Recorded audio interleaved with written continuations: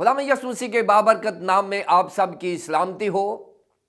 ناظرین، ہمارا آج کا ڈیووشن لیا گیا ہے مقدس یعقوب کا عام خط، اس کا 3 باب، اس کی 14ویں اور 15ویں آیات میں سے۔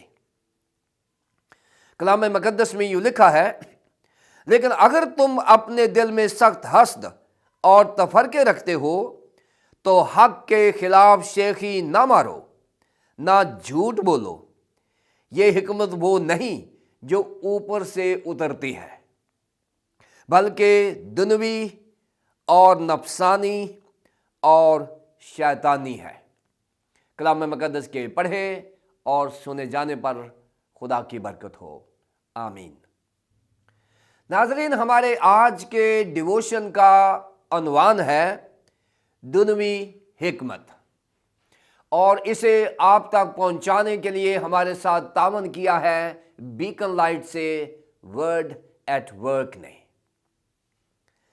ناظرین، مقدس یعقوب کے ذہن میں ایک ایسا معیاری ایماندار ہے جو بولنے میں دھیرا ہوتا ہے اور سننے میں تیز ہوتا ہے، جو ایمان کو اپنے اعمال سے دکھا سکتا ہے، جو اپنی زبان پر کنٹرول رکھتا ہے، اور پھر خاص طور پر 3 باب کی پہلی آیت میں اس نے اساتذہ اکرام کو بھی اپنا مضمون بنایا ہے کہ جو اپنے آپ کو دانا اور فہیم سمجھتے ہیں۔ 13ویں آیت میں اگر ہم دیکھیں تو وہاں پر یہ بتایا گیا ہے کہ انہیں بھی لازمی ہے کہ وہ اپنے نیک چال چلن کے وسیلے سے اپنی حکمت کو دکھائیں۔ ناظرین، 13ویں آیت میں ہم نے دیکھا کہ کس طرح سے مقدس یعقوب ایمانداروں کو اور بالخصوص کلیسیائی رہنماؤں کو تنبیہ کرتا ہے اور انتباہ کرتا ہے کہ وہ اپنی حلیمی سے، اپنے چال چلن سے مسیحی ایمان کا اظہار کریں، اور مسیحی ایمان کے اظہار کے لیے اس نے حکمت کو ایک وسیلہ بنایا ہے۔ اور پھر اگر ہم 14ویں اور 15ویں آیت میں دیکھتے ہیں تو یہاں پر خاص طور پر حکمت سے متعلق مزید تفصیل بیان کی گئی ہے، اور آئندہ آیات میں بھی مقدس یعقوب حکمت کو اپنا مضمون بنائے ہوئے ہے۔ ناظرین، ہمارا مسیحی طرز زندگی ہی یہ ثابت کرتا ہے کہ ہم کتنے ایماندار ہیں، اور ہماری ایمانداری کا منبع وہ حکمت ہے جو خدا سے ہمیں ملتی ہے۔ آئیے ہم 14ویں آیت میں دیکھیں کیا لکھا ہے، لیکن اگر تم اپنے دل میں سخت حسد اور تفرقے رکھتے ہو۔ ناظرین، 2 چیزیں ایسی بتائی گئی ہیں جو ایمانداروں کو ایمانداروں سے اور مذہبی رہنماؤں کو مذہبی رہنماؤں سے علیحدہ کرتی ہیں، اور یہی ابلیسی منصوبہ ہے کہ ایماندار آپس میں اکٹھے نہ ہوں اور مذہبی رہنما ایک دوسرے کی مخالفت کرتے رہیں، جو کہ ابلیس چاہتا ہے۔ اور یہاں حسد کے لیے یہاں جو لفظ یونانی زبان کا استعمال ہوا ہے وہ تو مثبت ہے۔ حسد سے مراد یہاں جو بیان کیا گیا ہے زیلوس یونانی زبان میں، اس کا مطلب جو ہے یہ غیور ہونا ہے، غیرت مند ہونا ہے۔ لیکن اگر ہم اس کو صرف حسد کی حد تک دیکھیں تو یہ مثبت ہے، لیکن مقدس یعقوب نے صرف حسد کی بات نہیں کی، مقدس یعقوب نے سخت حسد کی بات کی ہے، یعنی یہ غیوری سے ہٹ کر کوئی چیز ہے۔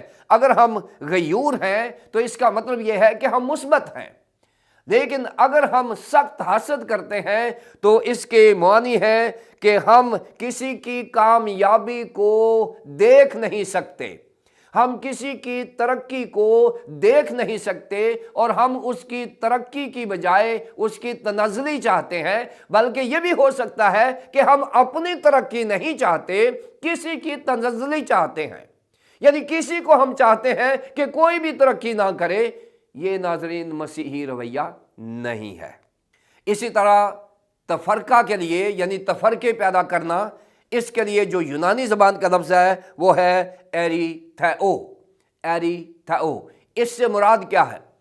تفرقہ ہوتا ہے اپنی زبان یا خیالات کا غلط استعمال کر کے دو بھائیوں میں اختلاف ڈال دینا، یا دو لیڈرز میں، دو مذہبی رہنماؤں میں اختلاف ڈال دینا، یا کسی سے اختلاف کرنا، یہ ایریتھیو کے معانی ہے، فرق کرنا۔ اور جب ہم ایسا کرتے ہیں تو اس کا مطلب یہ ہے کہ ہم خود غرض ہو جاتے ہیں اور ہم اپنی بلند نظری پر بھروسہ کرتے ہیں اور ہم اپنے آپ کو بڑا بنا دیتے ہیں، جبکہ بائبل مقدس میں یہ ہمیں حکم ہے کہ ہر کوئی شخص اپنے آپ کو بہتر نہ سمجھے بلکہ دوسروں کے احوال پر بھی نظر رکھے۔ سو ناظرین، عاجزی، انکساری جو ہے یہ ایک مسیحی رہنما کی پہچان ہوتی ہے، اور اگر ہم تفرقے ڈالتے ہیں، تقسیم کرتے ہیں، جو کہ مذہبی رہنماؤں میں اکثر پائی جاتی ہے اور کلیسیاؤں میں بھی پائی جاتی ہے، یہ تفرقہ ہمیشہ کلیسیائی تباہی کا سبب بنتا رہا ہے اور بنتا رہے گا اگر ہم مقدس یعقوب کی بات نہیں مانیں گے۔ تو اگر ہم حسد اور تفرقہ کرتے ہیں تو اس کا نتیجہ کیا ہوتا ہے کہ ہم حق کے خلاف شیخی مارتے ہیں اور جھوٹ بولتے ہیں۔ ناظرین، انسانی حسد ہڈیوں کی بوسیدگی ہے، امثال کی کتاب میں لکھا ہوا ہے۔ ناظرین، جب ہم حسد اور تفرقہ کو اپنی زندگی کا شعار بنا لیتے ہیں، اپنی زندگی کا حصہ بنا لیتے ہیں، تو پھر ہم پہلا کام جو کرتے ہیں وہ یہ ہوتا ہے کہ ہم حق کے خلاف، حق کون ہے؟ کلام مقدس۔ حق کون ہے؟ خداوند یسوع مسیح، خدا کی ذات اقدس۔ ہم خدا کے خلاف شیخی مارتے ہیں، اور شیخی مارنا ہوتا ہے اپنے آپ کو بڑا کرنا، جو ہم نہیں ہوتے وہ بننا یہاں پر بیان کیا گیا ہے۔ اور پھر جھوٹ بولتے ہیں۔ ناظرین، جھوٹ بولنے کو ہم نے کبھی گناہ نہیں سمجھا، اور آج کل ہمارے پاس جو موبائل مشین ہے یہ تو ہم ہمیشہ جھوٹ بولنے کے لیے استعمال کرتے ہیں، اور ہم ہوتے کہاں ہیں اور بتاتے کہاں ہیں۔ سو اس وجہ سے جھوٹ بولنا جو ہے یہ ابلیسی عمل ہے۔ مقدس یوحنا رسول بتاتے ہیں کہ وہ شروع سے ہی جھوٹا ہے، بلکہ جھوٹوں کا باپ ہے۔ مقدس یوحنا رسول نے ابلیس سے متعلق یہ فقرہ کہا ہے۔ ناظرین، ہمیں اس بات کا اندازہ نہیں ہے کہ جب ہم شیخی مارتے ہیں اور جھوٹ بولتے ہیں، نمبر ایک کہ ہم اپنے ایمان کے منافی کام کرتے ہیں۔ نمبر دو، اگر ہم جھوٹ بولتے ہیں تو ہمارا باپ ابلیس بن جاتا ہے، کیونکہ وہ شروع سے جھوٹا ہے بلکہ جھوٹوں کا باپ ہے۔ ناظرین، ہم زندہ خدا کے بیٹے اور بیٹیاں ہیں، اور ہمیں نہ تو شیخی مارنا ہے نہ ہی جھوٹ بولنا ہے، ورنہ جھوٹ بولنے پر ہمارا ڈی این اے بدل جائے گا، ہم ابلیس کے فرزند بن جائیں گے اگر ہم جھوٹ بولتے ہیں تو۔ سو ہم شیخی نہ ماریں اور نہ ہی ہم جھوٹ بولیں۔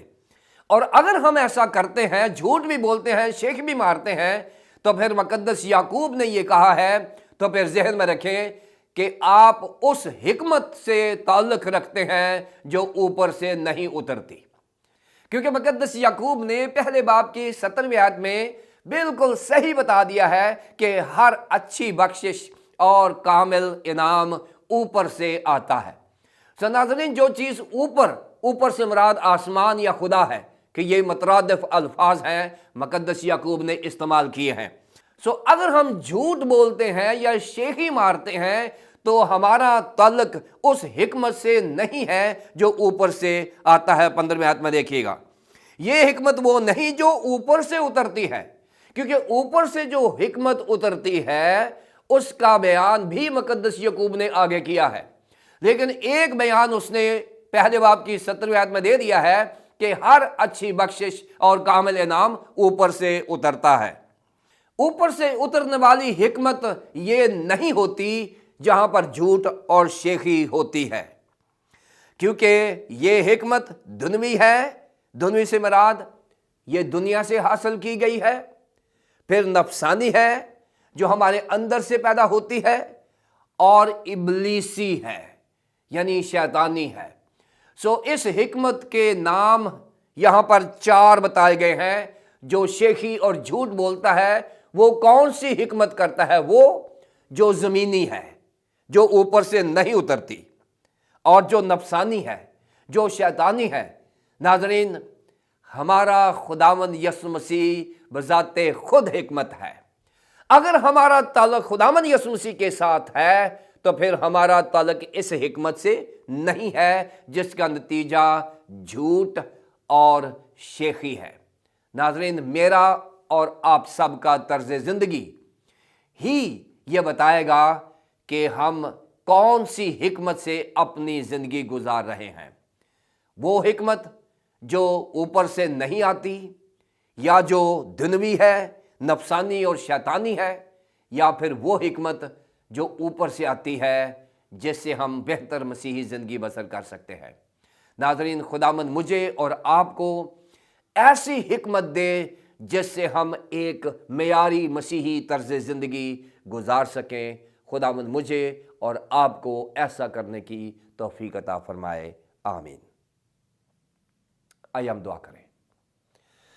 بزرگ پیارے آسمانی باپ، ہم تیرا شکریہ ادا کرتے ہیں کہ خداوند تیرے بندہ مقدس یعقوب رسول نے ہمیں ایک معیاری مسیحی طرز زندگی دینے کے لیے ہمیں ہدایت اور رہنمائی فرمائی ہے۔ اگر ہم نے خداوند ایسی زندگی نہیں رکھی اور ہمارا طرز زندگی مسیحی نہیں ہے، معیاری نہیں ہے، تو ہمیں معاف فرما، اور آئندہ سے ہمیں ایک معیاری مسیحی زندگی بسر کرنے کی توفیق عطا فرما جس میں جھوٹ نہ ہو، شیخی نہ ہو، بلکہ اس حکمت کے وسیلے سے ہو جو خداوند تیری طرف سے آتی ہے، اوپر سے آتی ہے۔ خدا باپ، خدا بیٹے، خدا پاک روح کے نام سے، آمین۔